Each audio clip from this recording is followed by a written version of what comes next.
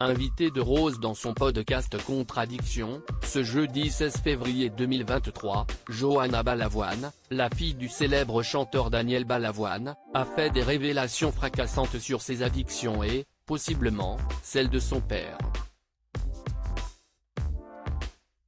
L'accident de voiture causé par Pierre Palmade ce vendredi 10 février 2023 a conduit la chanteuse Rose sur le plateau de BFM Télévision.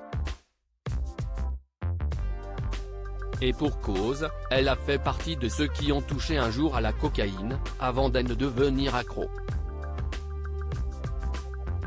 Sur le plateau de la chaîne d'information en continu, elle confiait à propos du comédien de 54 ans et des autres addicts à ce genre de drogue, soit on arrête quand on va mourir, soit on arrête quand la police nous arrête, quand on est au pied du mur.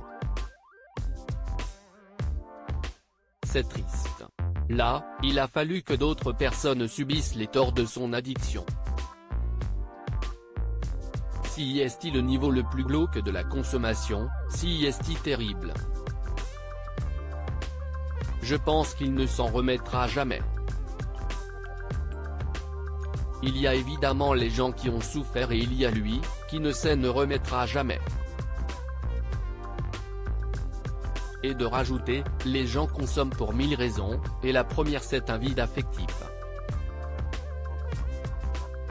Pour en parler avec lui directement, l'interprète de la liste aurait aimé recevoir l'acolyte de Michel Larocque dans son podcast Contradiction, mais si est Johanna Balavoine, la fille du célèbre chanteur, qu'elle a invité ce jeudi 16 février 2023. Pour l'occasion et pour faire écho au terrible drame qui a fait plusieurs blessés graves, les deux femmes ont parlé de la fameuse bête blanche, c'est-à-dire de la cocaïne. Johanna Balavoine raconte, aussi, son histoire. Johanna Balavoine a commencé très jeune pour chercher à combler tout cet amour manquant et est devenu totalement une prison puisqu'elle en prenait quotidiennement.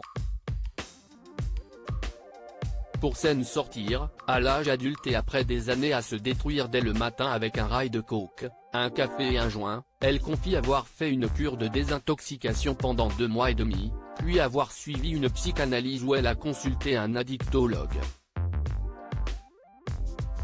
La jeune femme désormais sortie d'affaires parle également du côté festif de son père, Daniel Balavoine, qu'elle n'a jamais connu. Je crois que c'était un fêtard quand même, il a essayé des trucs, je crois qu'il fumait des joints.